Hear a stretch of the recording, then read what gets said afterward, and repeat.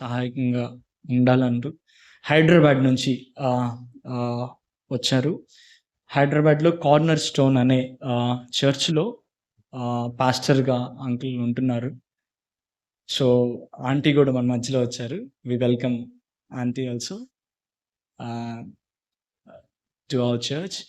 So, they have son. ఇంకొక బాబున్నాడు. తన భవిష్యత్తు కొరకు ప్రార్థన చేయండి. సో, నౌ అంకుల్ డ్యాడీతో ఉన్న అసోసియేషన్‌ని గూడా కొంచెం బహుశా మన దగ్గరికి వచ్చారు చాలా సార్లు. So, I request him to that and hand over this time. మాకు చిన్నప్పుడు అంటే నేను ప్రభువుని నమ్ముకున్న దినాల్లో ఏడుగుండ్లపాడు అనంటే మాకు ఆసన్న. ఏడుగుండ్లపాడు ప్రత్యేకత ఏంటి అని అడిగితే ఆసన్న ఇక్కడ అప్పుడు ఆసన్న లిడియక్క క్రొత్తగా ఈ ఊరు వచ్చారు.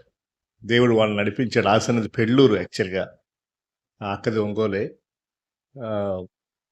దేవుడు ఆయనకు భారం ఇచ్చి అప్పుడు యాక్చువల్గా మ్యారేజ్ కూడా అవ్వలేదు అన్నకి బిగినింగ్లో, ఇక్కడ మినిస్ట్రీ స్టార్ట్ చేసినప్పుడు. సో ఇక్కడికి వచ్చి ఇక్కడ తన పరిచయం ప్రారంభించారు. ఆ తర్వాత మధ్యలో నేను కొన్నిసార్లు వచ్చాను, మిమ్మల్ని చాలామంది తెలుసు. I know some of you. Yes, మేము EU అనేటువంటి ఒక పరిచర్యలో ఆత్మీయంగా కలిసి ఎదిగేవాళ్ళం. ఒక విధంగా చెప్పాలంటే ఆసన్ గురించి ఆయన మా గురువు గారు, మా టీచర్. ఎందుకనంటే మేము స్టూడెంట్స్గా చదువుకునేటువంటి దినాల్లో ముఖ్యంగా 1984 1984 సంవత్సరంలో నేను ఒంగోలులో పాలిటెక్నిక్ చదివాను. సో ఆ దినాల్లో నేను స్టూడెంట్గా ఉన్నప్పుడు ఒంగోలులో అన్న అక్క లిడియక్క కూడా మాకు ఆత్మీయమైనటువంటి గురువులు. చాలా విషయాలు మాకు నేర్పించారు. ఆత్మీయంగా బలపడడానికి చాలా సహాయం చేశారు. ఒక మాట నేనేం చెప్పగలనంటే ముఖ్యంగా ఆసన్న మా మీద చాలా ఖర్చు పెట్టారు. ఇన్వెస్ట్మెంట్ అంటారు కదా, ఇన్వెస్ట్ చేశారు.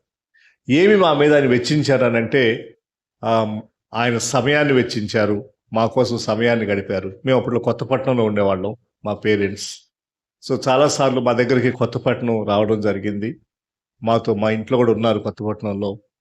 సో మా రూమ్లో, నేను ఒంగోలులో రూమ్లో ఉన్నప్పుడు స్టూడెంట్గా అక్కడికి మా రూమ్కి వచ్చి మాకు నేర్పించారు. ఆయన సమయం ఇచ్చారు. రెండవది ఆయన కన్నీళ్ళు ఇచ్చారు. కన్నీళ్లతో మా కోసం ప్రార్థన చేశారు, నా కోసం. అంటే బహుశా ఆయన నా మీద ఆ దినాల్లో పనిచేసేటప్పుడు, అంటే పనిచేయడం అంటే కౌన్సిల్ చేయడము, నా కోసము నాకు కొంచెం నేర్పించడము చేసేటప్పుడు ఆయన బహుశా నా గురించి ఏమనుకున్నాడో నాకు తెలియదు. వీడి మీద ఇంత ఖర్చు పెడుతున్నాను, వీడు ఏం చేస్తాడో ఏమవుతాడో అనుకున్నాడేమో బహుశా. అందుకోసం ఆయన నా కోసం చాలా ప్రార్థన చేశారు. మూడవది చాలా ప్రేమ ఇచ్చారు. He shade his love. So he gave his time, he gave his tears, he gave his love. అయితే దేవుని మహాకృపలో వీళ్ళిద్దరు కూడా, లిడియక్క, ఆసన్న, మా మీద, నా వైఫ్ కూడా ఇక్కడ ఉంది, మాత కూడా, మా ఇద్దరి మీద వీళ్ళు చేసినటువంటి పని ప్రయాస వ్యర్థం కాలేదనేటువంటి విషయం మీకు సాక్ష్యం చెప్పడానికి నేను వచ్చాను ఇక్కడికి. అంటే దేవుని సేవకులు అంటే నేను అది ఒక ఉదాహరణ అనుకోండి. అలాగే చాలామంది ఉన్నారు. మీరు ఇక్కడ కూర్చుంటుంటే, నేను చూస్తుంటే మీరందరూ కూడా మీకోసం ఆయన ఈ 3 ఇచ్చాడు. ఆయన ప్రేమను ఇచ్చాడు మీకోసం. వీళ్ళిద్దరూ కూడా కన్నీళ్లు కార్చారు, చాలా సమయాన్ని వెచ్చించి. నిజానికి ఆ దినాల్లో ఏడుగుండ్లపాడు రావడం అని అంటే ఇదేం పెద్ద టౌన్ ఏం కాదు, పెద్ద ఊరేం కాదు. లైక్ హైదరాబాద్ లాగా, విజయవాడ, గుంటూరు లాగా. అప్పుడు అనుకున్న వాళ్ళం ఆసన్న లిడియాకి ఎందుకు ఈ ఊరికి వెళ్తున్నారు, ఇంత పల్లెటూరికి, ఇంత చిన్న ఊరికి. ఇప్పుడు చాలా డెవలప్ అయింది మీ ఊరు, అప్పుడు ఇట్లా లేదు, మాకు తెలుసు అప్పటి నుండి. అంటే మేము అనుకున్నాం వీళ్ళిద్దరు బాగా చదువుకున్నారు. అక్క బీకామ్ బిఎడ్ అప్పట్లోనే, ఆవిడ బిఎడ్ చదివారు, అన్న కూడా డిగ్రీ చదివారు. వాళ్ళు ఇంకెక్కడో సేవ చేస్తుంటే, అంటే వేరే ఊర్లో లేకుంటే వేరే స్థలంలో, వాళ్ళు చాలా గొప్పగా మంచిగా పెద్ద పేరు లేకుంటే ఏదో అవుతుంది కదా అని ఏడుగుండ్లపాడు ఎందుకు వెళ్తున్నారు వీళ్ళు అనుకునేవాళ్ళు. కానీ దేవుడు ఇప్పుడు పొరపాటు చేయడు కదా. దేవుడు తన సేవకుల్ని మీకోసం పంపించాడు. ఈ రోజున ఇంతమంది ఇక్కడ ఉన్నారనంటే, ఇంకా కొంతమంది రాలేదు అనుకుంటా బహుశా. ఇంతమంది ఇక్కడ ఉన్నారనంటే వీరిద్దరు కూడా దేవుని యొక్క కృపలో, దేవుని చేత వాడబడినందుకు, అలాగే వారు చేసినటువంటి పనులన్నిటి యొక్క ఫలితమే మనమందరం ఇక్కడ చక్కగా ఆరాధన చేసుకుంటా ఉన్నాం. ఈవెన్ ఈ బిల్డింగ్ చూస్తే కూడా ఇక్కడ ఒక చక్కని స్లాబ్ వేసుకొని ఇంత చక్కని వాతావరణంలో మీరు కొంతమంది అక్కడ కూర్చున్నారు. పిల్లల్ని కూడా దేవుడు చక్కగా అన్నకిచ్చాడు. హడ్సన్, యాన్సీ విషయంలో దేవుడు వాళ్ళిద్దరు కూడా మంచి సమర్పణ. యాన్సీ నార్త్ ఇండియాలో సేవ చేస్తుంది. వాళ్ళ పెళ్ళికి మేము వచ్చాం. ఇక్కడే గ్రౌండ్లో పెద్ద టెంట్ వేసి చేశారు కదా, అప్పుడు మేము ఉన్నాం. సో దేవుడి యొక్క కృపను బట్టి దేవునికి వందనాలు చెల్లిస్తూ ఉన్నాం.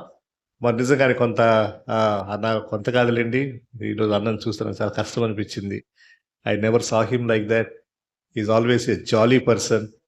యాసన్ అంటే నవ్విపిస్తాడు కదా, అందుకే మీరు వస్తారు ఎక్కువ మంది, అంతేనా? ఆయన చాలా నవ్విస్తాడు, చాలా జోక్స్ వేస్తాడు, చాలా ప్రేమగా ఉంటాడు. So when I saw him it was little difficult for me. పర్వాలేదు, దేవుడు తన సేవకుల విషయంలో, తన బిడ్డల విషయంలో ఏమి చేసినా కానీ అది మనకు తెలియదు కొన్నిసార్లు, మనకు అర్థమవ్వవు కొన్నిసార్లు. కానీ దేవుని చిత్తము, దేవుని ఆలోచన, దేవుని ప్రేమ దాని వెనకాల ఉంది ఖచ్చితంగా. ముఖ్యంగా మనం కష్టాలు గుండా వెళ్తున్నప్పుడు అర్థం చేసుకోవాల్సిన విషయం ఏంటంటే, దేవుని ప్రేమను ఆ సమయంలో మనం డౌట్ చేయాల్సిన అవసరం లేదు. అంటే లాజరు గుర్తున్నాడా మీకు? యోహాను సువార్త 11వ అధ్యాయంలో అక్కడ ఒక మాట ఉంటుంది. లాజరు అనారోగ్యానికి గురైనప్పుడు వాళ్ళు ఏం చెప్పారు? యేసు ప్రభువు దానికి ఏ వర్తమానం పంపారు? నీవు ప్రేమించిన లాజరు రోగి అయి ఉన్నాడు. వింటున్నారా మాట? చాలాసార్లు మనం ఏమనుకుంటామంటే, మనకు అనారోగ్యం వచ్చిందనంటే, ఆరోగ్యం బాగలేదు, జబ్బు వచ్చిందనంటే బహుశా దేవుడు మనల్ని ప్రేమించట్లేదేమో అని అనుకుంటాం. అంటే దేవుని ప్రేమను కొన్నిసార్లు డౌట్ చేస్తాం, అనుమానిస్తాం. కాదు, మనం అలాంటి సమయాల్లో దేవుని ప్రేమ మన పట్ల ఎంత ఉందో దాన్ని అనుమానించాల్సిన అవసరం లేదు. ఇంకా కరెక్ట్గా చెప్పాలంటే దేవుని ప్రేమ ఇంకా ఎక్కువగా ఉంటుంది. ఖచ్చితంగా లాజర్ను దేవుడు ప్రేమించాడు, నో డౌట్ అబౌట్ ఇట్, అనుమానం లేదు.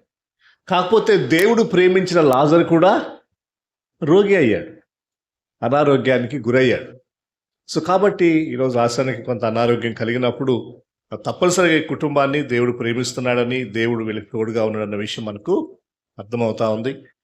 ఈరోజు మళ్ళీ రెండోసారి, అంటే మళ్ళీ ఇప్పుడు నేను 7 గంటల పాటుకు వస్తున్నా, ఇంకో జ్ఞాపకం ఉంది. అప్పుడు నేను ఆశాన్ని గురించి చెప్పాను కదా. మీరు ఈ మధ్య ఎవరన్నా న్యూస్ పేపర్ చదువుతా ఉన్నారా, టీవీ చూస్తూ ఉన్నారా? 7 గంటల పాటులో ఉన్న ఒక అమ్మాయి గురించి పేపర్లో రాశారు. ఏం పేరు చెప్పండి? వెరీ గుడ్, మీరంతా మంచిగా కాంటెంపరీ అప్డేట్ ఉన్నారనమాట, అన్ని ఫాలో అవుతున్నారు. Doctor G Madhavilatha. మీరు ఎంతమందికి తెలుసా అమ్మాయి? వెరీ గుడ్, మీకు తెలుసా? Very good, very good. ఆ అమ్మాయిని చర్చికి పిలిపించండి. 7 గంటల పాటు వస్తే చర్చికి రమ్మని చెప్పండి. ఉందా ఇక్కడ? She's here? Okay okay, very good, very good. ఆమె మొన్న ఆ మధ్య చాలా ఫేమస్ అయిపోయింది. ఆమె ఫేమస్ ఎంత అయింది కానీ 7 గంటల పాటు ఫేమస్ అయిపోయింది. అరే 7 గంటల పాటు నుంచి అంత పెద్ద అబ్బాయి వచ్చింది అనుకున్నాం మేము. Anyway, praise God. దేవుని వందనాలు. ప్రార్థన చేసుకుని మన వాక్య ధ్యానంలోనికి మనం వెళ్దాం. ప్రార్థన చేద్దాం. మా తండ్రి, మా ప్రభువా, మీరు ప్రేమించే దేవుడు, నమ్మకమైనటువంటి దేవుడు, మీ దాసులమైనటువంటి మమ్ములను మీరు బలపరిచి మీరు చూపేటువంటి మీ ప్రతి కృప కొరకై నీకు వందనాలు చెల్లిస్తూ ఉన్నాం. మీ దయగల చేతులకు మమ్మల్ని అప్పగించుకుంటూ ఈ యొక్క వాక్య ధ్యానంలో మీరు సహాయం చేయమని వేడుకుంటూ యేసయ్య పరిశుద్ధ నామం పేరిట ప్రార్థించి వేడుకుంటున్నాం మా తండ్రి, ఆమేన్. ఆదికాండం 28వ అధ్యాయం.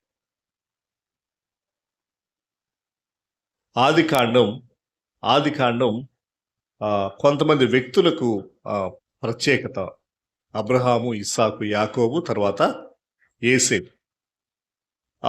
అబ్రహాము, ఇస్సాకు, యాకోబుల్లో యాకోబు గురించి ఈరోజు మనం కొన్ని విషయాలు ధ్యానం చేస్తాం. ఇక్కడ యాకోబు గురించి ఆదికాండం 28వ అధ్యాయం. అమ్మ చదవగలిగిన వాళ్ళు బైబిల్ తీయండి, లేకుంటే వినండి. 10వ వచనం చదువుతున్నాను. 28వ అధ్యాయము ఆదికాండం 10వ వచనం. యాకోబు బెయేర్షెబా నుండి బయలుదేరి హారాను వైపు వెళ్ళుచు ఒక చోట చేరి ప్రొద్దుగుంగినందున అక్కడ రాత్రి నిలిచిపోయి ఆ చోటి రాళ్లలో ఒకటి తీసుకొని తనకు తలగడగా చేసుకొని అక్కడ పండుకొనెను. అప్పుడు అతను ఒక కల కనెను. అందులో ఒక నిచ్చెన భూమి మీద నిలుపబడి ఉండెను. దాని కొన ఆకాశమునంటెను. దాని మీద దేవుని దూతలు ఎక్కుచూ దిగుచూ నుండిరి.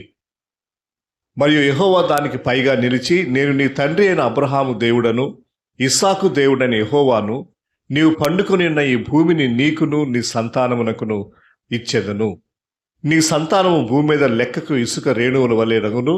నీ పడమటి తట్టున, తూర్పు తట్టున, ఉత్తరపు తట్టున, దక్షిణం తట్టున వ్యాపించెదవు. భూమి యొక్క వంశములన్నీయు నీ మూలముగాను నీ సంతానం మూలముగాను ఆశీర్వదింపబడును. ఇదిగో నేను నీకు తోడయుండి నీవు వెళ్ళు ప్రతి స్థలమందు నిన్ను కాపాడుచు ఈ దేశమునకు నిన్ను మరలా రప్పించెదను. నేను నీతో చెప్పినది నెరవేర్చు వరకు నిన్ను విడువనని చెప్పగా యాకోబు నిద్ర తెలిసి నిశ్చయంగా యెహోవా ఈ స్థలమందున్నాడు, ఇది నాకు తెలియకపోయిన అనుకొని భయపడి ఈ స్థలము ఎంతో భయంకరము, ఇది దేవుని మందిరమే కాని వేరొకటి కాదు, పరలోకపు గవిని ఇదే అనుకొనెను. తెల్లవారినప్పుడు యాకోబు లేచి తాను తలగడగా చేసుకున్న రాయి తీసి దాన్ని స్తంభముగా నిలిపి దాని మీద నూనె పోసెను. మరియు అతడు ఆ స్థలమునకు బేతేలు అని పేరు పెట్టెను. అయితే మొదట ఆ ఊరి పేరు లూజు. యాకోబు ఒక విచిత్రమైన వ్యక్తి. ఎందుకు విచిత్రమైన వ్యక్తి అని అన్నామో మనం చూస్తాం. ఇక్కడ యాకోబు జీవితంలో ఒక ముఖ్యమైన మైలురాయి చదువుకున్నాం 28వ అధ్యాయం. అదేంటనంటే యాకోబు ఒక ప్రయాణం మొదలుపెట్టాడు. ఒక దీర్ఘ ప్రయాణం. బైబిల్ పండితులు దాదాపుగా 600 మైళ్ళు ప్రయాణం అంటారు. బెయేర్షెబా నుండి ఆయన వెళ్లాల్సిన స్థలం. ఒంటరి ప్రయాణం, ఒక్కడే వెళ్తున్నాడు. యాకోబు ఇప్పటి వరకు కూడా ఇలాంటి ఒక ప్రయాణం కానీ ఒంటరిగా వెళ్ళడం కానీ లేదు అంతకుముందు. ఆయన ఆ అనుభవం లేదు. యాకోబు ఇప్పటి వరకు కూడా వాళ్ళ మమ్మీ డాడీ దగ్గర ఉన్నాడు, కంఫర్టబుల్గా. అది కూడా వాళ్ళ మమ్మీకి ఆయన అంటే చాలా ఇష్టం, చాలా బాగా చూసుకునేది, చాలా బాగా ప్రేమించేది. తన జీవితంలో కొన్ని పరిస్థితులను బట్టి, కొన్ని విపత్కరమైన పరిస్థితులను బట్టి యాకోబు ఈ ప్రయాణం చేయవలసి వచ్చింది. ఈ దీర్ఘ ప్రయాణం, ఒంటరి ప్రయాణం. ఏంటి ఆ ప్రయాణం అని అంటే 27వ అధ్యాయం మనం చదివితే అర్థమవుతుంది. వాళ్ళ తల్లిదండ్రుల పేర్లు ఇస్సాకు, రిబ్కా. వీళ్ళు ఒక పొరపాటు చేశారు. ఎవరు? యాకోబు తల్లిదండ్రులు. మీకు తెలుసు ఆ విషయాలు. ఇస్సాకు, రిబెక్కాకు 2 కుమారులు, ఏశావు, యాకోబు. వీళ్ళిద్దరు ట్విన్స్ అనమాట, ఒకేసారి పుట్టారు. ఈ తల్లిదండ్రులు చేసిన పొరపాటు ఏంటనంటే, కొన్నిసార్లు ఆ పొరపాటు మనం కూడా చేస్తాం. అందుకని నేను మీ విషయం చెప్తున్నాను. తండ్రి ఏమో, ఇస్సాకేమో పెద్ద కొడుకైనటువంటి ఏశావును ప్రేమించాడు. తల్లేమో రిబెక్కా చిన్న కొడుకైనటువంటి యాకోబుని ప్రేమించారు. మీరు అంటారేమో, నా ప్రేమించడంలో తప్పే ఉంది పిల్లల్ని? ప్రేమించడంలో తప్పు లేదు. కానీ వీళ్ళు చేసిన తప్పు ఏంటంటే వీళ్ళిద్దరు పంచుకున్నారు. పెద్ద కొడుకునేమో నాన్న, చిన్న కొడుకునేమో అమ్మ. అది ఎంత నష్టానికి దారితీసిందనంటే వీళ్ళిద్దరి మధ్యలో చాలా పెద్ద గొడవ అయింది. ఇస్సాకు చనిపోయేటువంటి సమయంలో, వృద్ధుడైనటువంటి సమయంలో ఆశీర్వదించాలి అని ఏశావుని పెద్ద కొడుకుని పిలిచి, నాన్న నాకు మంచి ఆహారం తీసుకొనిరా, నేను ఇది తిని నిన్ను దీవిస్తాను. పెద్ద కొడుకు యాక్చువల్ పెద్ద కొడుకే ఆశీర్వాదాలు రావాలి లెక్క ప్రకారంగా అంటాడు. అది రెబెక్కా విన్నది, చాటు నుండి కిటికీలో నుంచి విన్నది. ఆవిడ కిచెన్లో పని చేసుకుంటా వింది. ఆమె ఏం చేస్తుంది, అరే దీవెనలన్నీ ఏశావుకి వెళ్తాయి పెద్దోడికి, కానీ నాకు యాకోబు అంటే ఇష్టం కదా అని యాకోబుని ఏం చేసిందంటే ఆవిడ మోసం చేసి త్వరగా వంట తయారు చేసి వాళ్ళ నాన్నగారికి పంపించింది. ఇస్సాకు అప్పుడు కళ్ళు కనపడడం లేదు, చెవులు కూడా సరిగ్గా వినపడడం లేదు. ఆయన అనుకున్నాడు ఈయనే ఏసావని. అప్పటికి కొన్ని పరీక్షలు పెట్టాడు, కొన్ని ప్రశ్నలు అడిగాడు, కానీ చివరికి ఇవ్వాల్సిన దీవెనలని యాకోబుకి ఇచ్చేశాడు. అది ఒక అఫ్కోర్స్ దేవుని చిత్తం కూడా రండి, దాని వెనకాల దేవుని ప్రణాళిక ఉంది. ఎందుకంటే దేవుడు ఏం చేసినా దేవుని ఆలోచనలు మనం గమనించాలి. అయితే ఆ కారణం చేత ఏశావు చాలా బాధపడ్డాడు. అరే, నాకు రావాల్సిన దీవెనలన్నీ మా తమ్ముడు కొట్టేశాడు, దొంగతనం చేశాడు.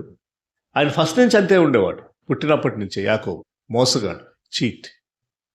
కాబట్టి ఆ కారణం చేత ఏశావు యాకోబుని చంపాలనుకున్నాడు. మా నాన్న కొన్ని రోజులు చచ్చిపోతాడు, ఆయన ముసలాయన కదా, ఆయన చనిపోయిన తర్వాత నేను యాకోబుని చంపేస్తాను అనుకున్నాడు ఆయన.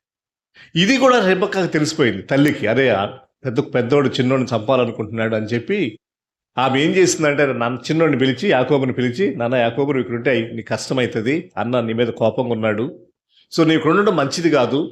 మా అన్న లాబాను ఉన్నాడు, ఆయన దగ్గరికి వెళ్ళిపో, మామ నిన్ను బాగా చూసుకుంటాడు, మామ దగ్గరికి వెళ్ళని పంపించింది. ఇది బ్యాక్గ్రౌండ్.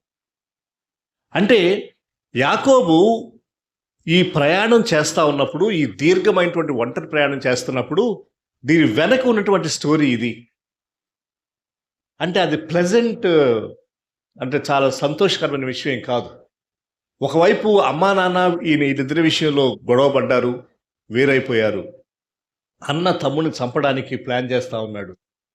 చాలా డిస్ట్రెస్ఫుల్ అనమాట. డిస్ట్రెస్ ఇక చాలా ఉంది. ఒకవైపు మరణ భయం ఉంది. ఇది ఎందుకు నేను మీకు చెప్పానంటే, వీటిని ఏమంటారంటే, ఇట్లాంటి కుటుంబాన్ని డిస్ఫంక్షనల్ ఫ్యామిలీస్ అంటారు. అంటే ఏంటంటే ఆ కుటుంబాలు ఎలా ఉంటాయనంటే, కొన్నిసార్లు ఈ భార్యాభర్తలు, తల్లిదండ్రులు అనేటువంటి వాళ్ళు సరిగ్గా ఉండరు.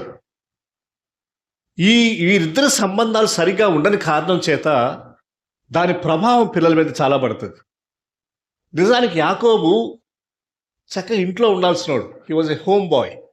ఇంట్లో వాళ్ళ అమ్మ దగ్గర హ్యాపీగా ఉండేటువంటి అబ్బాయి ఇల్లు వదిలిపెట్టి ఒంటరిగా వెనక మరణ భయం వెంటాడుతూ ఉంటే, ఒక ఒక భయంకరమైనటువంటి సాడ్ స్టోరీ వెనక పెట్టుకొని ఇంట్లో నుంచి ఒక దీర్ఘమైనటువంటి ప్రయాణం ఒంటరిగా చేయాల్సిన పరిస్థితి యాకోబు జీవితంలో రావడానికి కారకులు వాళ్ళ తల్లిదండ్రులు. ఒకవైపు యాకోబు మోసగాడన్న మాట వాస్తవమే, ఆయన పేరులోనే ఉంది ఆ అర్థం. అయితే యాకోబు అలా అవ్వడానికి, యాకోబు జీవితంలో అలాంటి కష్టాలు రావడానికి తల్లిదండ్రులు కూడా కారణమయ్యారు.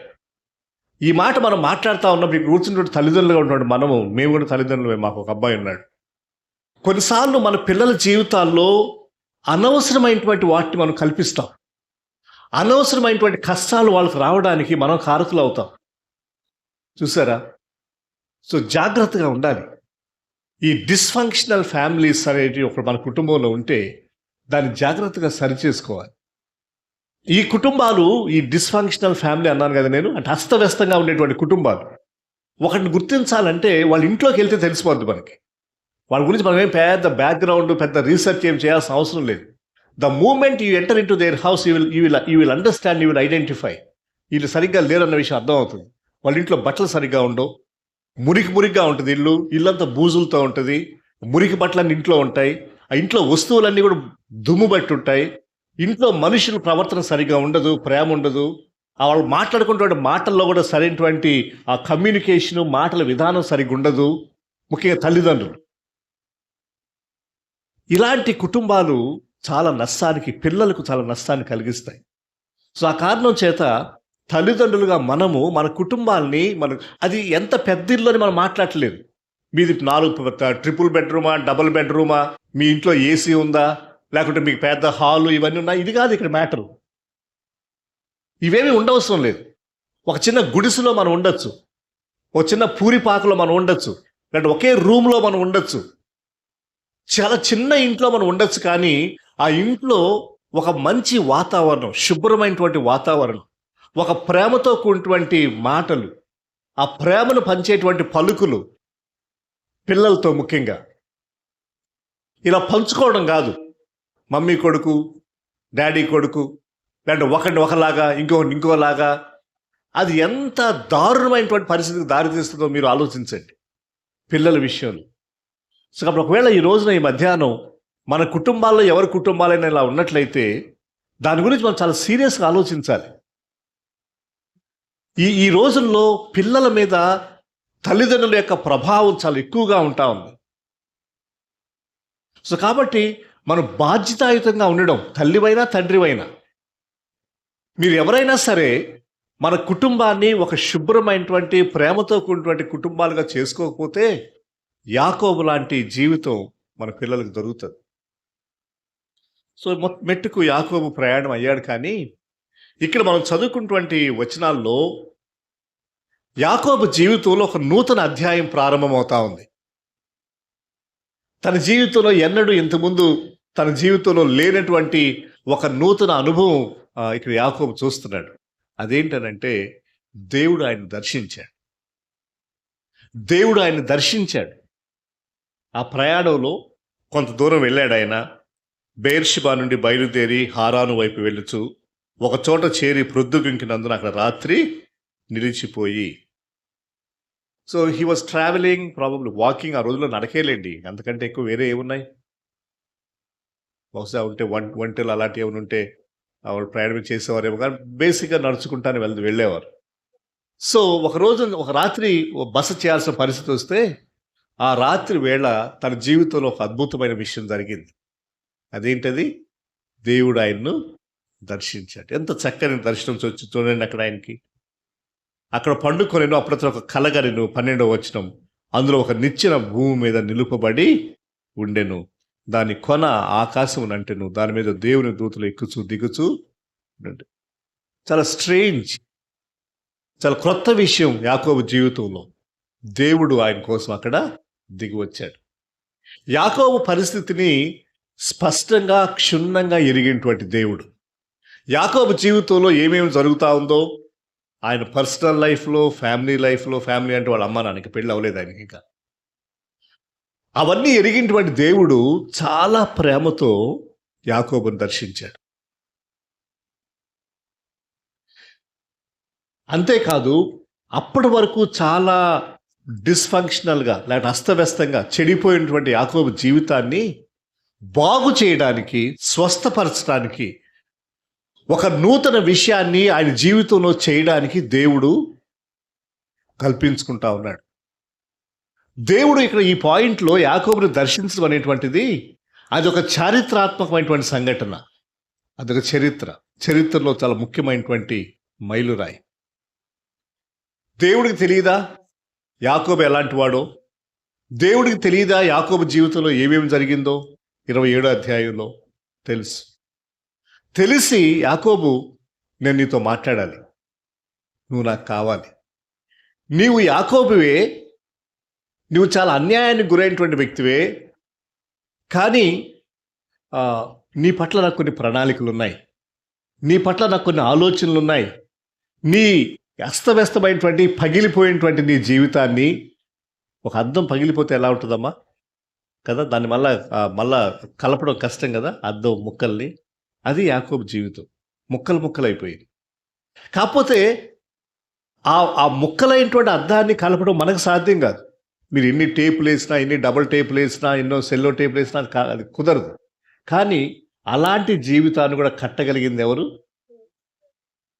సర్వశక్తి గల దేవుడు. ఆ యాకోబు, ఆ దేవుడు యాకోబుతో మాట్లాడడం ప్రారంభించాడు. ఈ రోజున ఈ మధ్యాహ్నం మనందరం గమనిద్దాం.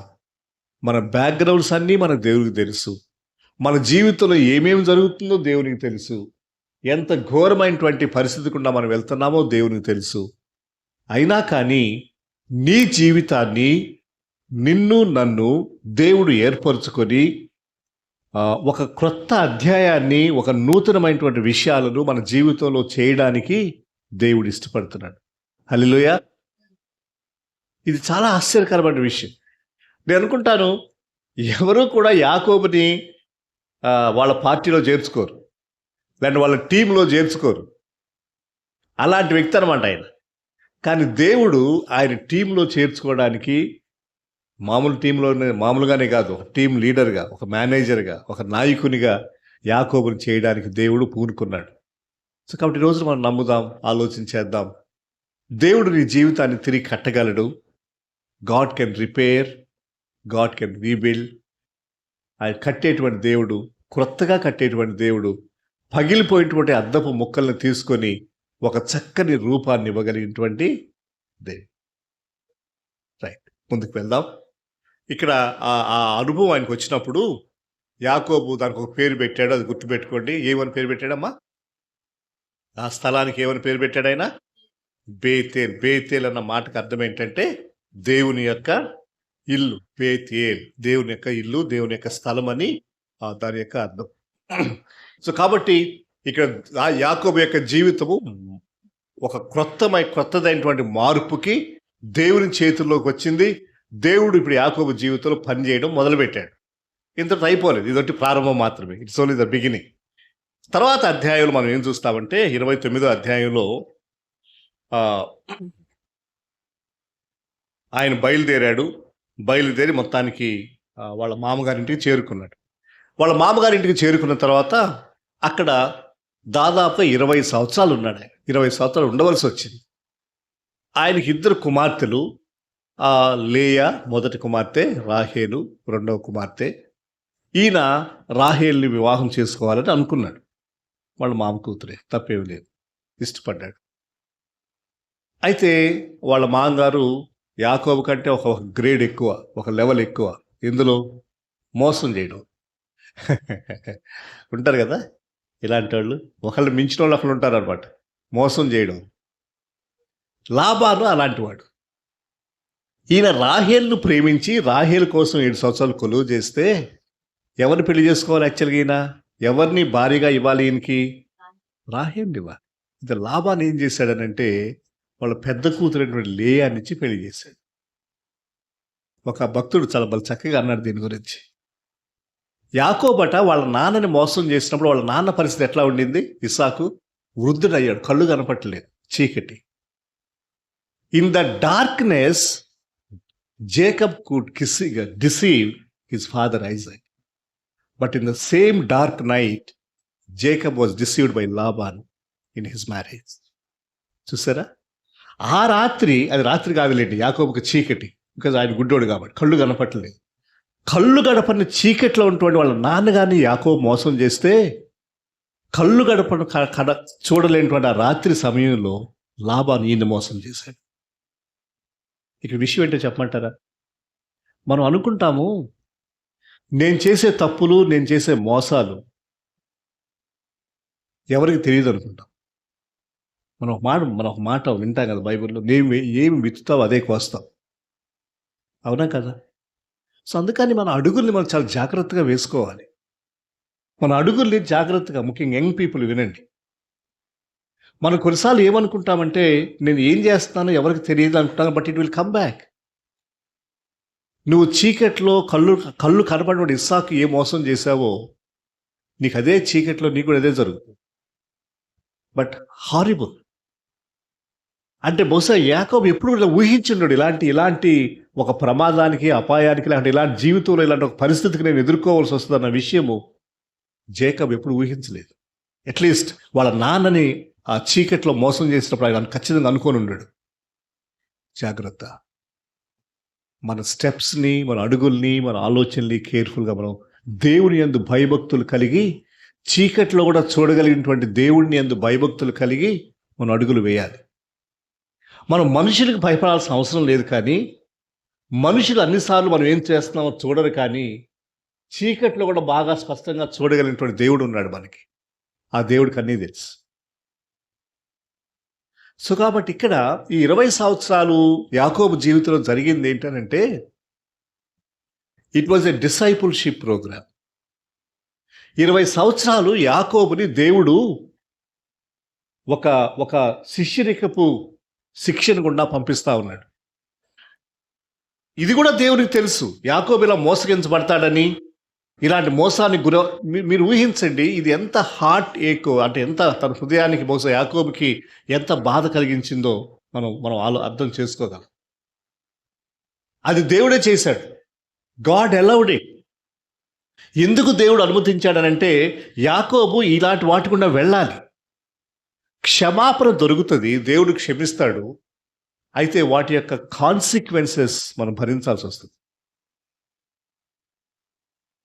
మనం చేసినటువంటి పాపం యొక్క, అవిధేయత యొక్క పరిణామాలు అనేటువంటివి మనతో ఉంటాయి. ఆ దేవుని భయం కలిగి ప్రతి నిర్ణయం మనం చేయాలి, ప్రతి అడుగు మనం వేయాలి. అలాగా మళ్ళా ఇంకొక 7 సంవత్సరాలు, అలా మొత్తం మీద 20 సంవత్సరాలు. ఈ 20 సంవత్సరాలు యాకోబు జీవితంలో ఆయనకి కొన్ని నేర్చుకోవాల్సిన పరిస్థితి, శిష్యరికపు ట్రైనింగ్, డిసైపుల్షిప్ ట్రైనింగ్లో గుండా యాకోబు 20 సంవత్సరాలు ఉన్నాడు. సరే, అయిపోయింది. అదంతా అయిపోయిన తర్వాత 31వ అధ్యాయానికి వచ్చేసరికి నేను అనుకున్నా ఇక్కడ రాహేలు 30వ అధ్యాయం చూడండి. 30వ అధ్యాయం, రాహేలు తాను యాకోబునకు పిల్లలు కనకపోవట చూచి, ఈ బ్యారన్నెస్, పిల్లలు కనకపోవటం కూడా అది దేవుడు యాకోబుకి ఇచ్చినటువంటి డిసైపుల్షిప్ ట్రైనింగ్లో భాగమే. అంటే ఇక్కడ వీళ్ళు నేర్చుకోవాల్సినటువంటి పాఠం ఏంటంటే, మానవ ప్రయత్నాల వలన, మానవ ఆలోచనల వలన మనం ఏమీ సాధించలేము. దేవుని మీద ఆధారపడడం నేర్చుకోవాలి. మనుషుల్ని ప్రేమించడం కంటే మనుషుల్ని, రాహేలు చాలా ప్రేమించాడు యాకోబు. తను ప్రేమించవలసిన దేవుణ్ణి అన్న విషయం యాకోబుకి ఇక్కడ అర్థమవుతా ఉంది. నేను ప్రేమించవలసింది ఎవరిని? భార్యను కాదు, భర్తను కాదు, అక్క చెల్లెలను కాదు. దేవుడి పట్ల నాకు విపరీతమైనటువంటి ప్రేమ ఉండాలి. అందుకని దేవుడే ఆ రాహేలు యొక్క గర్భాన్ని కొంతకాలం మూసేశాడు. లేయాకు పిల్లలు కలుగుతా ఉన్నారు కానీ రాహేలుకు పిల్లలు కలగడం లేదు. తద్వారా వీళ్ళు నేర్చుకోవాల్సిన పాఠం ఏంటంటే, కుమారులు, కుమార్తెలు, భార్య, పిల్లలు, ఆస్తి, సంపద, వీటన్నిటికంటే మనం ఒకసారి మన కళ్ళు పైకి చూసి మన ప్రేమను, మన ఇష్టాన్ని, మన గౌరవాన్ని దేవుని వైపు మరల్చుకోవాలి. అంటే ఈ లోకాన్ని, లోకములో ఉన్న వాటిని, మనుషులైనా, వ్యక్తులైనా, వస్తువులైనా, ఏదైనా సరే, వీటన్నిటికంటే ఎక్కువగా దేవుని పట్ల మన ప్రేమ, ఆ డైరెక్షన్లో మన ప్రేమ వెళ్ళాలి. దేవుడు మనకు చాలా ప్రాముఖ్యం కావాలి. అది యాకోబు ఇక్కడ నేర్చుకోవాల్సిన పాఠం. కొన్నిసార్లు మన జీవితంలో ఏం జరుగుతుంది అంటేనండి, అనుకోకుండా మనం డైవర్ట్ అవుతూ ఉంటాం. మన దృష్టి కొంచెం ఏమవుతుంది అంటే, దేవుడు మనల్ని ఆశీర్వదించిన కొలది, అది ఎంతవరకు నిజంగా జరిగిందో లేదో నాకు తెలియదు కానీ ఒక ఆయన చెప్పాడు, ఒక చర్చిలో అట చాలా పేద అబ్బాయి ఉండేవాడు. చాలా పేదోడు అంటే నిజంగానే పేదోడు. అప్పులు, కష్టాలు, తినడానికి కూడా లేకుండా ఉన్న పరిస్థితి, కష్టమైనటువంటి పరిస్థితి అనమాట. సో పాస్టర్ గారు ఆ అబ్బాయిని చాలా ప్రేమించాడు. చాలా ఆయన కోసం ప్రార్థన చేసేవాడు. ఆయన అప్పులు తీరాలని ప్రార్థన చేసేవాడు. సో దేవుడు నెమ్మదిగా ఆ అబ్బాయికి సహాయం చేస్తూ వచ్చాడు. అయితే ఈ పేదరికంలో, కష్టాల్లో ఉన్నప్పుడు ఆ అబ్బాయి పాస్టర్ గారిని బాగా ప్రేమించాడు. పాస్టర్ గారు వెంబడే ఉండేవాడు, సంఘంలో ఉండేవాడు, పరిచర్యలో ఉండేవాడు, దేవుని సేవలో బాగా పాల్గొనేవాడు. ఆయన టైం ఉన్నప్పుడల్లా ఎక్కువ టైంని పాస్టర్ గారితో కలిసి సైకిల్ మీద వేరే వేరే ఊరికి వెళ్ళి సువార్త ప్రకటించడంలో, సువార్త చేయడంలో, మినిస్ట్రీలో చాలా యాక్టివ్గా పాస్టర్ గారికి తోడుగా ఉండేవాడట. సో ఈ అబ్బాయికి దేవుడు ఆశీర్వదించి మంచిగా ఉద్యోగం వచ్చింది, అప్పులు తీరిపోయినాయి. ముందు సైకిల్ పోయింది, బైక్ వచ్చింది, బైక్ పోయింది, కారు వచ్చింది. ఇల్లు కూడా ఇంతకుముందు పూరి గుడిసి ఉండేది, ఇప్పుడేమో స్లాబ్ అయింది. ఏమా డబుల్ బెడ్రూమ్, ట్రిపుల్ బెడ్రూమ్ అయిపోయింది. మనోడికి డబ్బులు పెరిగిపోయినాయి, డబ్బులు ఆదాయం ఎక్కువ వస్తూ ఉంది, సుఖాలు పెరిగిపోయినాయి, సేవకు రావడం తక్కువైంది.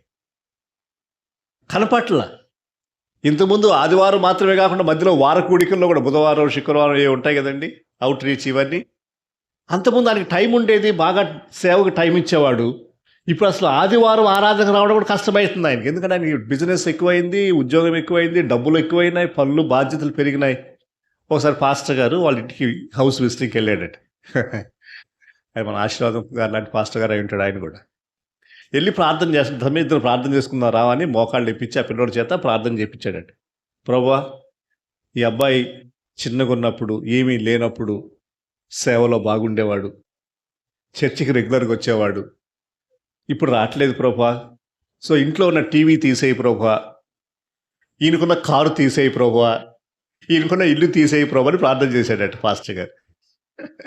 అట్లా చేస్తారా పాస్టర్లు ఎవరైనా? చేయరు కదా. ఈయన అన్నాడు, ఏం పాస్టర్ గారు మీరు ఇట్లా ప్రార్థన చేస్తున్నారట? అవును నాన్న, మరి నువ్వు దేవుడిని ఇంతకుముందు ఎంత ఎక్కువ ప్రేమించావు, ఇప్పుడు ఎవరిని ప్రేమిస్తున్నావు? నీకు ఇప్పుడు ఏది ఇంపార్టెంట్ అయింది నీ లైఫ్లో? నీకు డబ్బులు ఇంపార్టెంట్ అయినాయి, నువ్వు కారులో తిరగడం నీకు ఇంపార్టెంట్ అయింది. నువ్వు ఇంతకుముందు సైకిల్ ఉన్నప్పుడు సైకిల్ మీద ఎంత ఎక్కువ తిరిగేవాడివి, మరి దేవుడు నీకు కారు ఇచ్చాడు కదా, మరి నువ్వు కారులో ఎంత ఎక్కువ తిరగాలి, ఇంకా దేవుని కోసం ఇంకా ఎక్కువ తిరగాలి కదా. నీకు బైక్ ఉన్నప్పుడు నీ బైక్తో ఇంకా ఎక్కువ తిరగాలి కదా. నీకు బైక్, కారు వచ్చే కొలది నువ్వు దేవునికి టైం ఇవ్వడం తగ్గిపోతూ ఉంది. అప్పుడు నాకు అనిపించింది, నాన్న, ఈ కార్లు, బైకులు లేకుండా నువ్వు దేవుని దగ్గర ఉంటే మేలు కదా. ఇవన్నీ ఎందుకు మనకి? అర్థమవుతుందా మీకు? యాకోబుకు దేవుడు ఈ పాఠాన్ని నేర్పిస్తున్నాడు. నాన్న, నువ్వు ప్రేమించాల్సిన రాహేలు కాదురా నీకు ఇంపార్టెంటు. నీ కళ్ళు రాహేల్ దగ్గర నుంచి పైకి చూసి ఒకసారి నా వైపు చూడు. నేను నీకు కావాలి, నీ జీవితంలో ఉండవలసింది నేను. నువ్వు నాకంటే ఎక్కువగా ఎవరిని ప్రేమించినా అది నీకు లాభం కాదు, నీకు మేలు కాదు, అది నీకు క్షేమం కాదు. ఈ రోజున మనం ఒకవేళ మన దృష్టిలో, మన హృదయంలో దేవుని కంటే మరి దేని పట్లనన్నా మన ప్రేమ, మన యొక్క ప్రయారిటీస్, మన ప్రాధాన్యతలు, మన విలువలు మారిపోతూ ఉంటే మనం సరి చేసుకోవాలి. ఇవేమి ముఖ్యం కాదు. ఒక రోజున ఈ లోకాన్ని విడిచిపెట్టే సమయం వస్తుంది. ఇవన్నీ మనకు ఉండవు. దేవుని కొరకు నీవు నేను ఏం చేశాము అనేది, దేవునితో మనం ఎంత సమయం గడిపామనేది, ఎంత సమయం మనం బైబిల్ చదువుతున్నాం, ఎంత సమయం మనం ప్రార్థనలో గడుపుతున్నాం, ఎంత సమయాన్ని మనం దేవుని కొరకు దేవుని సేవ కొరకు వెచ్చిస్తామో. నిజమే, నా కారు ఉంది. ఇప్పుడు నేను సైకిల్ ఉన్నప్పుడు నేను ఎంత సేవ చేశాను, ఇప్పుడు నా కారు ఉన్నప్పుడు నేను ఎంత సేవ చేస్తున్నాను. నేను పూరి గుడిసెలో ఉన్నప్పుడు నేను దేవుని కోసం ఎంత జీవించాను. ఇప్పుడు నాకు ఏసీ ఉంది నా రూమ్లో, నాకు డబుల్ బెడ్రూమ్ ఉంది, సింగిల్ బెడ్రూమ్ ఉంది, ఇన్ని ఉన్నాయి. ఇప్పుడు నేను దేవుని పట్ల నా ప్రేమ ఎలా ఉంది? జాగ్రత్త. దేవుడికి ఇవన్నీ తీసివేయడం పెద్ద కష్టమైన విషయం కాదు. దేవుడు ఏదైతే మనకి ఇచ్చాడో వాటన్నిటిని తీసేయగల శక్తి, అధికారం దేవునికి ఉంది. కానీ దేవుడు ఆ పని చేయడు. ఎందుకు చేయడంటే ఆయన నిన్ను ప్రేమిస్తున్నాడు కాబట్టి. ఆయన నిన్ను ప్రేమిస్తున్నాడు. నువ్వు తిరిగి మళ్ళీ ఆయన దగ్గరికి రావాలని, నీ ప్రేమను నువ్వు మళ్ళీ తిరిగి సరిచేసుకోవాలని, నీ హృదయంలో ఆయన పట్ల ప్రేమతో నువ్వు నింపుకోవాలని ఎదురు చూస్తున్నాడు. ఎంతకాలం ఎదురు చూడాలి చెప్పండి? 1 year, 2 years, 10 years? ఆలోచించేయండి. మనం దేవునికి ఎంత దూరంగా ఉన్నాం, మనం దేవునికి ఎంత దగ్గరగా ఉన్నాం. మన జీవితాల్లో దేవుని స్థానం ఏంటి? దేవుడికి మనం ఇచ్చే విలువేంటి? ఆయన మనకేమిచ్చాడు? ఇప్పుడే చదువుకున్నాం కదా. అంత పగిలిపోయినటువంటి, అస్తవ్యస్తంగా ఉన్నటువంటి, మోసగాడైనటువంటి యాకోబు కోసం ఆయన పైనుంచి కిందకి దిగొచ్చాడు. ఒక నిచ్చెన వేసుకొని ఆ నిచ్చెన మీద నుంచి ఆకాశం అంటుతూ ఉంది, అది భూమి మీదకి వస్తూ ఉంది. ఏం అవసరం దేవునికి ఆ పని చేయడం? చెప్పండి.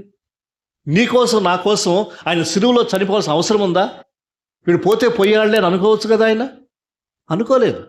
ఆదాము పాపం చేసినప్పుడు, ఆదాము ఏదైనా వనంలో పాపం చేసి చెట్టు చాటును దాక్కున్నప్పుడు పోతే పోయాడులే అనుకోలేదు దేవుడు. అనుకోడు ఆయన. ఆదాము, నువ్వు ఎక్కడున్నావు? నేను నిన్ను ఎక్కడ పెట్టాను? నువ్వు ఎక్కడుండాలని నేను కోరుకున్నాను. నువ్వు ఇప్పుడు ఎక్కడున్నావు? ఎందుకు వెళ్ళావు చెట్టు చాటుకి? ఎందుకు వెళ్ళాల్సి వచ్చింది నీకు ఆ పరిస్థితి ఎందుకు వచ్చింది నీ జీవితంలో? దేవుడు యాకోబుని వెతుక్కుంటూ వస్తాడు. యాకోబు ఎవరో తెలిసి కూడా వెతుకుతాడు ఆయన. అర్థమవుతుందమ్మా? మన గురించి బాగా తెలిసిన వ్యక్తులు, మన గురించి మనకు తెలిసిన దానికంటే ఎక్కువ తెలిసింది దేవునికి. నాలో సిన్ పొటెన్షియల్ ఎంత ఉందో, అంటే నేను ఎంత పాపం చేయగలనో నేను అనుకోలేదు. అలాంటి పాపం నేను చేస్తానని, ఇంత ఘోరమైనటువంటి తప్పిదాన్ని నేను చేస్తానని నేను అనుకోలేదు, నేను ఊహించలే. కానీ ఆ విషయం ముందే తెలుసు దేవుడికి. నేను పుట్టక ముందే తెలుసు వీడు ఇట్లా చేస్తాడని. తెలిసి కూడా ఏం చేశాడు దేవుడు? మనల్ని ప్రేమించాడు. ప్రేమించడానికి ఆయన ఈ లోకానికి వచ్చాడు, సిలువలో మరణించాడు, పేరు పెట్టి పిలుస్తున్నాడు.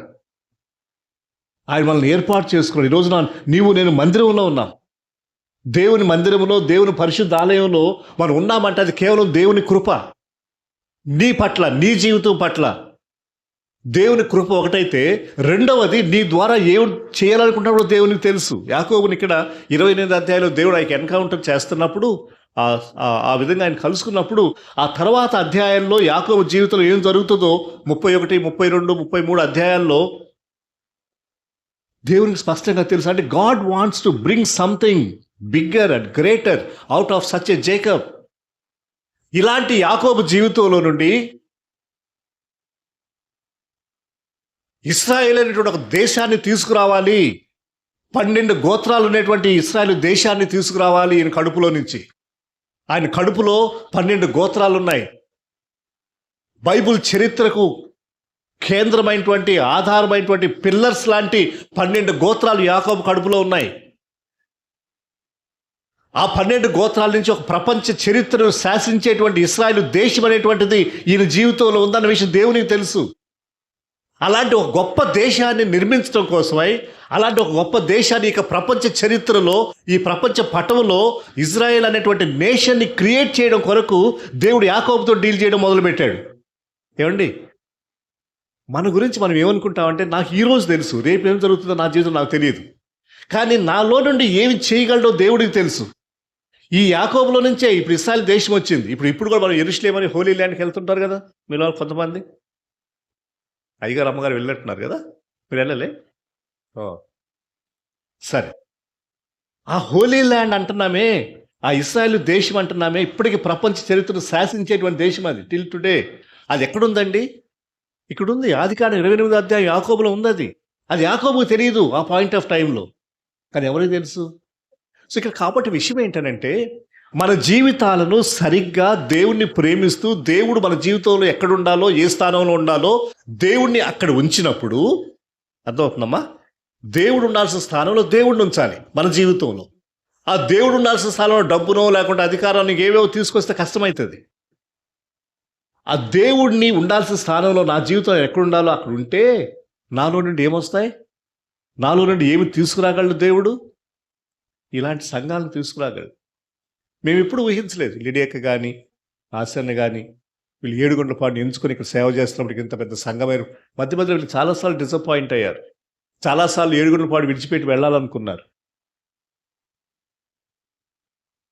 కానీ దేవునికి తెలుసు, అది నేను చెప్పే విషయం ఇక్కడ. దేవుడు ఇలాంటి ఒక మంచి సంఘాన్ని, మీలాంటి మంచి విశ్వాసులు, దేవుని బిడ్డల్ని ఇక్కడ ఒక సంఘంగా కట్టాలనే విషయం దేవుని ప్రణాళిక అది. సో కాబట్టి ఈ రోజున నీ ద్వారా కూడా నా ద్వారా కూడా అలాంటి కార్యాలు దేవుడు చేయగలడు అనే విషయాన్ని మనం తెలుసుకుంటా ఉన్నాం. అయితే ఈ డిసైపుల్షిప్ ప్రోగ్రామ్ అనేది కొంచెం కష్టంతో కూడుకున్నది, పెయిన్ఫుల్ ప్రాసెస్. అంతే కదా, మనకిష్టమైన వాటిని కొన్నిసార్లు వదిలేసుకోవాలి, మనకిష్టమైన వాటిని ప్రక్కన పెట్టు. అదే ప్రేమ అంటే. నువ్వు దేవుణ్ణి ప్రేమించినప్పుడు నీకేది ఇష్టమో, నీకేది ప్రేమనో దాన్ని ఏం చేస్తావు, వాటి పట్ల నీ ప్రేమ తగ్గిపోతూ ఉంటుంది. నాకు ఇష్టమే కానీ ఆ మధ్య ఒక ఆయన మిషనరీ, ఆయన పేరు జీసస్, అర్సన్కి బాగా తెలుస్తాయి మిషనరీ స్టోరీస్. ఆయన ఒక అమ్మాయిని పెళ్లి చేసుకోవాలనుకున్నాడు. అయితే ఈయన దేవుడు సేవకు పిలిచాడు, మిషనరీగా పిలిచాడు. ఆ అమ్మాయికి వెళ్ళి చెప్పాడమ్మా, దేవుడు నన్ను సేవకు పిలుస్తున్నాడు, మేము పలానా ఆఫ్రికా దేశానికి ఎక్కడికి వెళ్ళాలి అంటే అమ్మాయిందంట, అయితే నేను పెళ్లి చేసుకోను అందండి. ఇప్పుడు ఈయన ఏం చేయాలి చెప్పండి? ఆ అమ్మాయిని పెళ్లి చేసుకొని అమెరికాలో ఉండిపోవాలా, లేకుంటే ఆ అమ్మాయిని తను ప్రేమించిన అమ్మాయిని వదిలిపెట్టి ఆఫ్రికాకి వెళ్ళాలా? ఇదే ప్రేమ అంటే, సాక్రిఫైస్. నువ్వు ఎవరిని ఎక్కువ ప్రేమిస్తే అది చేస్తావు. ఈ మిషనరీ దేవుణ్ణి ఎక్కువ ప్రేమించాడు, బాధపడ్డాడు, బాధనే, కష్టమే. కానీ తన ప్రేమను సాక్రిఫైస్ చేసి, త్యాగం చేసి దేవుణ్ణి ఎక్కువ ప్రేమించి ఆఫ్రికా దేశంలో గొప్ప సేవ చేశాడు. కాబట్టి ఈ రోజున కొన్ని మనం త్యాగం చేయాల్సి వస్తుంది, మనకిష్టమైన వాటిని వదులుకోవాల్సి వస్తుంది. బలవంతంగా ఒక కత్తితో నరికితే ఎంత బాధగా ఉంటుందో అలాగా కొన్ని నిర్ణయాలు, మన డెసిషన్స్ అనేవి కొన్నిసార్లు దేవుని కోసం, అఫ్కోర్స్ దేవుని ప్రేమించినప్పుడు అది అంత బాధ అనిపించదు లేండి, కష్టం ఉంటుంది కానీ, బాధ ఉంటుంది కానీ ఆ బాధ కొంచెం తక్కువ ఉంటుంది. అంతే కదా, అబ్రహాంకి అయింది కదా ఇది, నీవు ప్రేమించు ఒక్కగానొక్క నీ కుమారుడనే ఇస్సాకును. మళ్ళీ మనం అబ్రహాం చాలా హ్యాపీగా చేశాడు ఆ పని. సో ఇలాంటి ఒక అనుభవంలో నుండి మనం వెళ్ళాలి. చివరికి వద్దాం. 32వ అధ్యాయం. 32వ అధ్యాయంలో దేవుడు మరలా యాకోబుకు ప్రత్యక్షమైంది. యాకోబు తన త్రోవను వెళ్ళుచుండగా దేవదూతలు అతన్ని ఎదుర్కొని, యాకోబు వారిని చూచి ఇది దేవుని సేవ అని చెప్పి ఆ మాటికి మహానయం అని పేరు పెట్టాను. ఇది మళ్ళా తిరిగి దేవుడు యాకోబుకు ప్రత్యక్షమైనటువంటి సమయం. మొదటిసారి ఏమో 28వ అధ్యాయంలో ఆయన బెయేర్షెబా నుంచి హారానికి వెళ్తున్నప్పుడు, ఇప్పుడు హారాన్ నుంచి వెనక్కి వస్తున్నప్పుడు మళ్ళీ దేవుడు ప్రత్యక్షం. ఇక్కడైతే మనకి ఒక చిన్న ప్రాబ్లం ఉందా? ఆయన ప్రాబ్లం ఎక్కడుందంటే ఏశావు నుంచి వచ్చింది. ఏశావు వాళ్ళ అన్న అక్కడే ఉన్నాడు, ఆయన ఎదుర్కోవాలి. మళ్ళీ 20 సంవత్సరాల క్రితం జరిగిన విషయం జ్ఞాపకం వచ్చింది. 20 సంవత్సరాల క్రితం ఏం జరిగిందమ్మా? వాళ్ళ అన్న ఏశావు యాకోబును చంపడానికి సిద్ధంగా ఉన్నాడు. మళ్ళీ ఫ్లాష్ బ్యాక్ అనమాట. ఈయన ఫ్లాష్ బ్యాక్లోకి వెళ్ళాడు. అరే, మా అన్న నన్ను చంపడానికి అప్పుడు సిద్ధంగా ఉన్న అన్న మళ్ళా కనిపించాడు, భయపడ్డాడు. Of course natural. అలాంటి సమయంలో పాపం చాలా స్కీమింగ్స్ చేసుకున్నాడు. ఆయన ఏదేదో చేసుకున్నాడు, ఏదో 2 భాగాలు చేశాడు. ముందు భార్య పిల్లలు పంపించాడు, ముందు వాళ్ళందరినీ పంపించాడు. చివరికి ఒక వచనం చూడండి, 22వ వచనము, 32వ అధ్యాయం ఆదికాండం. ఆ రాత్రి అతడు లేచి తన 2 భార్యలను, తన 2 దాసులను, 11 మంది పిల్లలను తీసుకుని ఎబ్బేకు రేవు దాటిపోయాను. యాకోబు వారిని తీసుకొని ఆ ఏరు దాటించి తనకు కలిగినంత పంపివేశను. యాకోబు ఒక్కడు మిగిలిపోయాను. మళ్ళా సేమ్ 28వ అధ్యాయం అనుభవమే. 28వ అధ్యాయంలోనేమో చాలా భయంతో దాని అంతటితో వెళ్ళాడు. ఇక్కడేమో అప్పుడు ఒంటరివాడు, ఇప్పుడే ఒంటరివాడేం కాదు కానీ చాలామంది అన్న రాస్తుంది, కానీ ఒక్కడే మిగిలిపోయాడు. తిరిగి దేవుడు ఆయన మరలా దర్శించాడు. ఇక్కడ నేను నేర్చుకునేటువంటి పాఠం ఏంటంటే, దేవుడితో ఒక్కడిగా ఉండేటువంటి సమయం. సాలిట్యూడ్ అంటారు దీన్ని. సాలిట్యూడ్ అంటే ఏంటనంటే, మనము దేవునితో ఒక్కడిగా ఉండేటువంటి సమయంలో దేవుడు మనతో మాట్లాడతాడు. ఆ మధ్య ఎవరో ఒక వాట్సాప్ టెక్స్ట్ పెట్టారు. అదేంటనంటే, మనం ప్రార్థన చేసేటప్పుడట దేవుడు మనతో మాట్లాడాలని చూస్తూ ఉంటాడట. మనం ఏం చేస్తామంటే దేవుడిని మాట్లాడనీయమంట. దేవుడు నువ్వు మాట్లాడొద్దులే నేనే మాట్లాడతానని మనం ఏం చేస్తుంటాం, మన ప్రార్థనలని టక టక టక టక టక చెప్తా ఉంటాం అనమాట. ఇంకా కరెక్ట్గా చెప్పాలంటే మన ప్రార్థనలు ఎలా ఉంటాయంటే, మీరు ఇప్పుడు కిరాణా షాప్కి వెళ్ళారా, రైతు బజార్కి కానీ మాల్కి కానీ కందిపప్పు 2 కిలోలు, చింతపండు 1 కిలో లిస్టుతో వెళ్తారనమాట. ఆ లిస్టు చెప్పేసేసి కందిపప్పు 2 కిలోలు, ఆయిల్ 3 కిలోలు, చింతపండు 1 కిలో, పల్లీలు 2 కిలోలు, ఆమెన్ అంటాం. అవి మన ప్రార్థన. అంటే అర్థం ఏంటంటే, ప్రార్థన అంటే మనకున్న ఒక తప్పుడు అవగాహన ఏంటంటే, వినండి జాగ్రత్తగా వినండి, కేవలము మన అవసరతలను దేవుడి నుంచి మనకి ఏం కావాలో వాటిని అడిగి, మా అమ్మాయికి పెళ్లి చేయి ప్రభువా, మా అబ్బాయికి ఉద్యోగం ఇవ్వు ప్రభువా, వచ్చే సంవత్సరం మా ఇంటికి స్లాబ్ పడాలి ప్రభువా, నాకు ఏం జబ్బు రాకూడదు ప్రభువా, ఆమెన్. అయిపోయింది. లిస్ట్ అంతా ఇచ్చేసాగా దేవుడికి. నీ లిస్ట్ ఉంది కదా, నువ్వేమేమి రాసుకున్నావు లిస్ట్, ఆ నెలకి ఏమేమి సరుకులు కావాలో ఆ లిస్ట్ అని దేవుడికి చెప్పి ఆమెన్. దేవుడు ఏం చేస్తాడంటేనంట,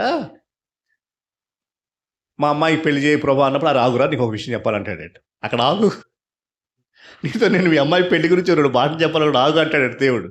మనం ఆగం. వాళ్ళ అబ్బాయి ఉద్యోగం కోసం వెంటనే వెళ్ళిపోతాం.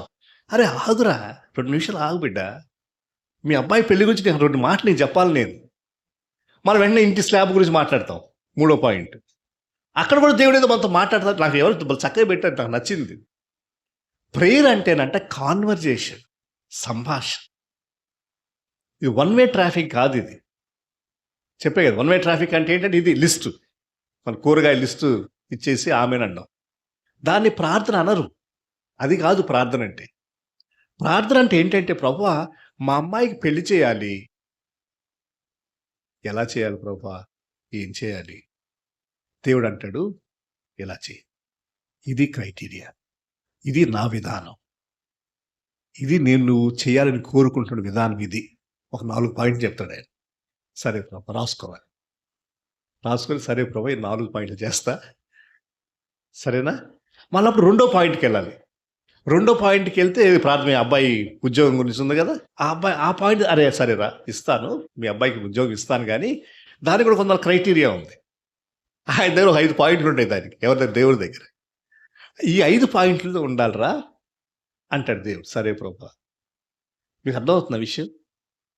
నేను కొంచెం హ్యూమరస్గా చెప్తున్నాను కానీ, అంటే ప్రార్థనలో ఇక్కడ యాకోబు ఒక్కడే మిగిలిపోయినప్పుడు, ఆ ఒంటరి దేవునితో మనం ఒంటరిగా గడిపే సమయంలో దేవుడు నాతో మాట్లాడతాడు, నేను దేవునితో మాట్లాడతాను, మేమిద్దరం మాట్లాడుకుంటాం. దేవుడు నాకు కొన్ని విషయాలు చెప్తాడు, కొన్ని కండిషన్స్ పెడతాడు, నా నుండి కొన్ని ఎక్స్పెక్టేషన్స్ కోరుకుంటాడు ఆయన. నేను వాటికి సరే ప్రభువా అనాలి. మేమిద్దరం కలిసి అలా ముందుకు వెళ్తా ఉంటాం. ఇది ప్రార్థన అంటే. ఇది ప్రార్థనకు నిర్వచనం. ఇలాగా మనం ప్రార్థన చేయడం నేర్చుకోవాలి.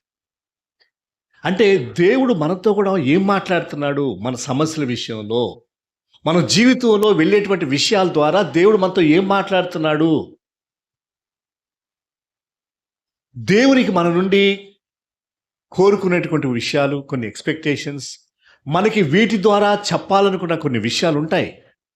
ఆయనకు మాట్లాడే అవకాశం ఇవ్వాలి, ఆయన మాట్లాడుతున్నప్పుడు వినేటువంటి చెవి కూడా ఇవ్వాలి. ఇది ప్రార్థన అంటే, ఇది సాలిట్యూడ్ అంటే. ఏమా ఈ రోజుల్లో సమస్య ఏంటంటే, we are living in a busy world. Busy అంటే చాలా బిజీ అనమాట. ఒక 30-40 సంవత్సరాల క్రితం ప్రజలు ఎంత బిజీగా లేరు. ఈ రోజుల్లో 7 గుంటల పాటు ప్రజలు కూడా బిజీగా అయిపోయారు. అంటే ఇది ఒక పెద్ద పల్లెటూరు కదా. ఇప్పుడు హైదరాబాద్లో ఉన్న వాళ్ళు బిజీగా ఉన్నారంటే అర్థం ఉంది. నేను హైదరాబాద్ గురించి ఏం చెప్తానంటే, ఒంగోలు గురించి. ఒంగోలు ఒక ఎండలో మీరు ఎంటర్ అయితే 10 నిమిషాలు బైక్ మీద కారు మీద వెళ్తే ఊరు అవతలకి వెళ్ళిపోతారు. ఇప్పుడు ఒంగోలు బిగినింగ్ ఏంటండి, ఏమంటారు దాన్ని, చీమకుర్తి రోడ్డా, కర్నూలు రోడ్ ఏదో అంటారు కదా. అక్కడ ఎంటర్ అయ్యామండి ఒంగోలు టౌన్లోకి. మీరు 10 మినిట్స్ జుమ్మని వెళ్ళిపోతే మీకు అదేదో జిల్లా పరిషత్ ఆఫీస్తో పెళ్ళూరు వచ్చేస్తుంది. హైదరాబాద్ అలా కాదు. హైదరాబాద్లో ఒక ప్లేస్ నుంచి ఇంకో ప్లేస్ కంటే మినిమం 2 గంటలు పడుతుంది. అదంతా హైదరాబాదే, మళ్ళీ లోపలే. ఈ హైదరాబాద్లో ఈ ఎంటర్, మీరు రామోజీ ఫిల్మ్స్ ఎంటర్ అయితే ఆ BHL వెళ్ళాలంటే కనీసం 5 hours పడుతుంది కారులో. It's a big city. ఈ ఉద్యోగాలు చేసుకునే వాళ్ళు వాళ్ళ ఇంటి దగ్గర నుంచి ఉద్యోగానికి వెళ్ళడానికి కనీసం మార్నింగ్ ఒక 1.5 hour, ఈవినింగ్ ఒక 1.5 hour టైం బస్సులోనో ట్రైన్లోనే గడుపుతారు వాళ్ళు. 3-4 గంటలు వాళ్ళ ప్రయాణంలోనే పోతాయి. ఇలాంటి బిజీ వరల్డ్లో దేవునితో సమయం గడపడం అనేటువంటిది ఛాలెంజ్. దేవుని దగ్గర కూర్చొని వాక్యం చదువుకొని ప్రార్థన చేసుకొని దేవుడు మనతో మాట్లాడేటువంటి విషయాలు వినడం అనేటువంటిది పెద్ద సవాలుతో కూడుకున్నటువంటి విషయం. కాకపోతే అది మనకు అవసరం. ఈ విధంగా ఇక్కడ దేవుడు ప్రత్యక్షమైన తర్వాత 35వ అధ్యాయం 7వ వచనం చదువుదాం. అతను తన సహోదరుని ఎదుట నుంచి పారిపోయినప్పుడు దేవుడు అతనికి ప్రత్యక్షమైన గనుక అక్కడ బలిపీఠమును కట్టి ఆ చోటికి ఏల్ బేతేల్ అని పేరు పెట్టాను. 9-10 వచనాలు. యాకోబు పద్దనరాము నుండి వచ్చుచుండగా దేవుడు తిరిగి అతనికి ప్రత్యక్షమై అతను ఆశీర్వదించెను. అప్పుడు దేవుడు అతనితో, నీ పేరు యాకోబు, ఇక మీదట నీ పేరు యాకోబు అనబడదు, నీ పేరు ఇశ్రాయేలు అని చెప్పి అతనికి ఇశ్రాయేలు అని పేరు పెట్టాడు. ముందు బేతేల్ అని పెట్టాడు, తర్వాత ఏల్ బేతేల్ అని పెట్టాడు. ఏల్ బేతేల్ అంటే అర్థం ఏంటి? బేతేల్ అంటేనేమో దేవుని స్థలం అని, ఏల్ బేతేల్ అంటే దేవుని స్థలానికి దేవుడు అని అర్థం. బేతేల్కి దేవుడు అంటే ఫైనల్గా దేవుడు అనే పాయింట్కి యాకోబు వచ్చాడు. అప్పుడు దేవుడు అన్నాడు, నీ పేరు యాకోబు కాదు, ఏం పేరు? ఇశ్రాయేల్ అంటే అర్థం ఏంటి? ఇశ్రాయేల్ అంటే ఏంటి? అదొక దీవించబడినటువంటి జనాంగం, ఒక దేశం, నిబంధన, కావనెంట్. చూడండి, అంటే యాకోబుని ఇశ్రాయేలుగా మార్చడానికి దేవుడు ఎంత కష్టపడాల్సి వచ్చిందో చూడండి, ఎంత ప్రక్రియ గుండా వెళ్ళాల్సి వచ్చిందో చూడండి, ఎంత సమయం పట్టిందో చూడండి. more than 20 years. సో కాబట్టమ్మా, మన జీవితాల్లో దేవుడు పనిచేస్తున్నాడు. ఎంత కాలం అనేది మనకు అనవసరం, దేవుడు చూసుకుంటాడు. ఒక్కటి మనం చేయవలసింది మాత్రం ఏంటనంటే, మన వైపు నుండి దేవునికి కోఆపరేషన్ అవసరం. లార్డ్, ఏషియాతో ప్రభు అన్నాడు కదా, నేను ఎవరిని పంపించేదని మా నిమిత్తం ఎవడు పోవును. యాకోబు ఏషియా ఏమన్నాడు? నేనున్నాను. సో దేవునికి మనం కోఆపరేషన్ ఇవ్వాలి, దేవునితో మనం సహకరించాలి. దేవుడు ఏం చెప్తున్నాడు దాన్ని వినాలి. దేవుడు మన జీవితాన్ని దేవుని చేతుల్లో పెట్టుకున్నప్పుడు మనం ఏమవుతాం చెప్పండి? ఇక మీదట నీవు యాకోబు కాదు, నీవు ఇశ్రాయేలు. సో కాబట్టి అలాంటి ఒక దీవెనకరమైనటువంటి మార్పు నొందినటువంటి జీవితాలు కలిగి భవిష్యత్తు తరాలకి దీవించబడేటువంటి జీవితాలుగా మన సామాన్యమైనటువంటి పగిలిపోయినటువంటి జీవితాలను దేవుని చేతుల్లో పెట్టుకోవడానికి దేవుడి కృప మనకు తోడుగా ఉండదు గాక. ఆమేన్. ప్రార్థన చేద్దాం. ప్రార్థన చేసుకుని ప్రభు బలంలోనికి మనం ప్రవేశిస్తాం. ప్రార్థన చేద్దాం. పరిశుద్ధుడా మా తండ్రి, మా ప్రభా, నీకు వందనాలు. నీ మహాకృపలో ఈ దినం మీరు మమ్మల్ని దర్శించారు. అవును మా తండ్రి, యాకోబును ఆ యొక్క ఒంటరి దీర్ఘ ప్రయాణంలో ఏ విధంగా దర్శించారో, తన భవిష్యత్తు ఎలా ఉందో తెలియదు ఆయనకి.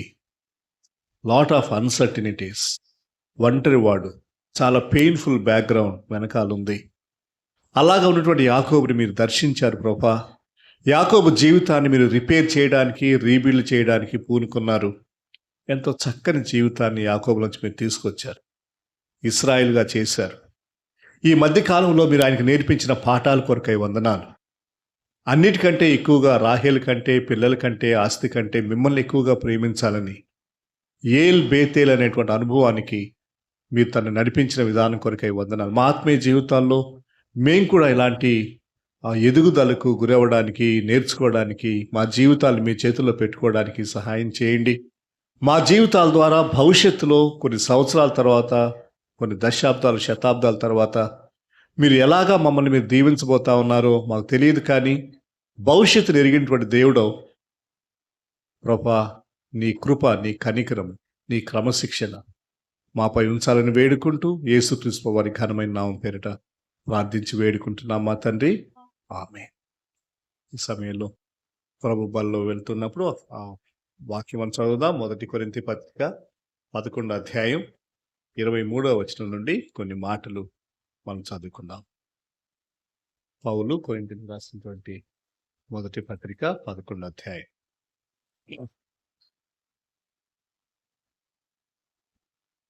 నేను మీకు అప్పగించిన దానిని ప్రభు వలన పొందితిని. ప్రభు అయిన యేసు తన అప్పగింపబడిన రాత్రి ఒక రొట్టెను ఎత్తుకొని కృతజ్ఞతాస్తుతులు చెల్లించి దాన్ని విరిచి, ఇది మీ కొరకైన నా శరీరము, నన్ను జ్ఞాపకం చేసుకొనుటకై దీన్ని చేయడం చెప్పాను. ఆ ప్రకారమే భోజనమైన పిమ్మట ఆయన పాత్రను ఎత్తుకొని, ఈ పాత్ర నా రక్తములైన క్రొత్త నిబంధన, మీరు దీనిలోని త్రాగునప్పుడల్లా నన్ను జ్ఞాపకం చేసుకొనుటకై దీన్ని చేయడం చెప్పాను. మీరు ఈ రొట్టెను తిని ఈ పాత్రను త్రాగునప్పుడల్లా ప్రభువు వచ్చు వరకు ఆయన మరణమును ప్రచురించుదురు. కాబట్టి ఎవడు అయోగ్యముగా ప్రభు యొక్క రొట్టెను తినునో లేక ఆయన పాత్రలోని త్రాగునో వాడు ప్రభు యొక్క శరీరమును గూర్చి రక్తమును గూర్చి అపరాధియగును. కాబట్టి ప్రతి మనుష్యుడు తను తాను పరీక్షించుకొనవలెను, అలాగు చేసి ఆ రొట్టెను తిని ఆ పాత్రను త్రాగవలెను. ప్రభువు శరీరమని వివేచింపక తిని త్రాగువాడు తనకు శిక్షావిధి కలుగుటకే తిని త్రాగుచున్నాడు. ఇందువల్లనే మీలో అనేకులు బలహీనులను రోగులై ఉన్నారు, చాలా మంది నిద్రించుతున్నారు. అయితే మనల్ని మనమే విమర్శించుకుని ఎడల తీర్పు పొందకపోదుము. మనము తీర్పు పొందిన ఎడల లోకముతో పాటు మనకు శిక్షావిధి కలుగుకుండుటకు ప్రభు చేత శిక్షింపబడుచున్నాము. కనుక మన ముందున్నటువంటి యొక్క ప్రభు బల్ల యొక్క రొట్టె ద్రాక్షారసం ప్రభువు మనకు అనుగ్రహించిన క్రొత్త నిబంధన, నూతన నిబంధనలో ఉన్నటువంటి మనము యాకోబుతో దేవుడు చేసిన నిబంధన, ఇప్పుడు క్రీస్తు ప్రభు వారి ద్వారా మనకు దేవుడు నూతన నిబంధన చేశాడు. ఆ నిబంధనలో ఉన్నటువంటి భాగస్థులు మనం. ఆ ముందున్నటువంటి రొట్టె ద్రాక్షారసం ప్రభు యొక్క శరీరాన్ని, ప్రభు యొక్క రక్తాన్ని సూచిస్తూ ఉన్నాయి. సిలువలో ఆయన నిన్ను నన్ను జ్ఞాపకం చేసుకున్నాడు కాబట్టే నన్ను జ్ఞాపకం చేసుకోవడానికి దీన్ని చేయడం చెప్పాడు.